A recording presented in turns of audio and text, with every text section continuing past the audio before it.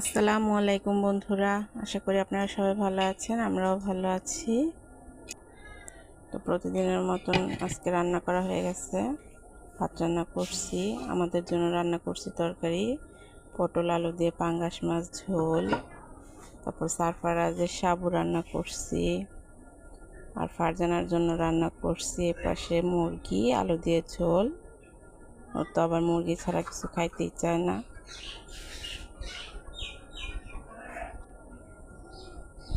এক পিস খাবে, কিন্তু তারপরও তার মুরগিই লাগবে। তো এই পাশে দেখেন সারফারাজ দুষ্টামি করতেছে। আর আজকে সারফারাজ বিছনায় কয়বার হিসু করছে, আমার বড় কাঁথাটাও ভিজায় ফেলছে। এটাও ধুতে হচ্ছে আমার সকালবেলায়।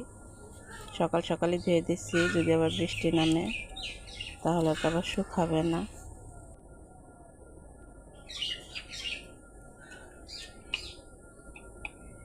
এখন সারফারাজের ঘরে নিয়ে খাওয়াবো, তারপর ফারজানার খাবার দিতে যাবো। আসো বাবা। সে পর্যন্ত সবাই ভালো থাকবেন, টাটা।